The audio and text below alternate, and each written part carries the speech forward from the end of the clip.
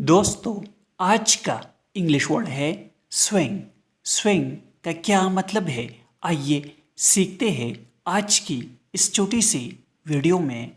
Swing کا اردو مطلب ہے ہلنا، ڈولنا، جھومنا، لہرانا یا موڑنا۔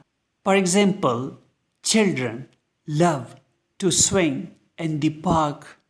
بچے پارک میں جھولنا پسند کرتے ہیں۔